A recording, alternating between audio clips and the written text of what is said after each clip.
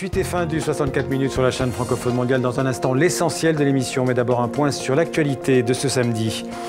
Avant de participer lundi à Paris à la conférence sur la sécurité en Irak, John Kerry était ce samedi en Égypte, après une escale en Turquie, pour mobiliser la coalition internationale contre l'État islamique.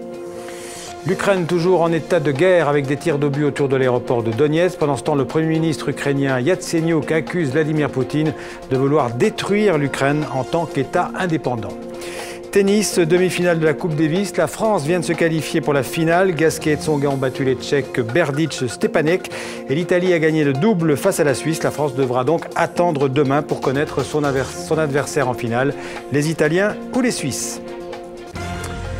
Le rappel de l'essentiel de ce monde en français, le résumé du 64 minutes préparé par Pascal Bourgault et Hervé Garcia.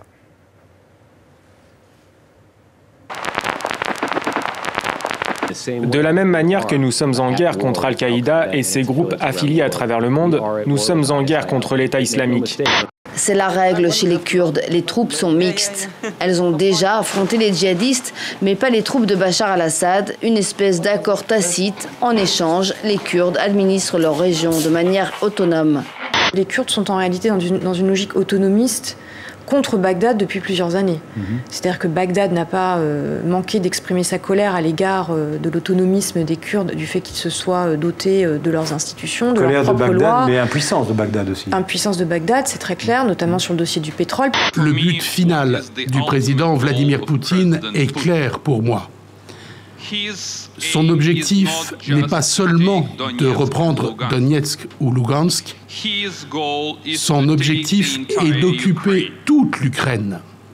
En tout, les Français détiendraient 17 milliards d'euros en Belgique, preuve que le pays est attractif pour les entrepreneurs. On imagine aussi qu'une fiscalité européenne qui pourrait régler ce problème frontalier, une fiscalité uniformisée, c'est pas pour demain.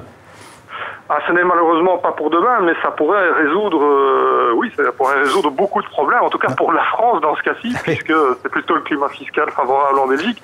Gonche Gavami, 25 ans, a eu l'insolence ou l'impertinence de provoquer la colère des mollahs en voulant entrer dans un stade pour assister à un match de volley. Une page Facebook a été créée pour la soutenir. Très fier de ce film est aussi que la première projection du film en Europe se déroule en France. Je souris aux plaisanteries de bureau. Un miracle en somme. Et tout ça s'est effondré. Le trop plein. Le trop vide.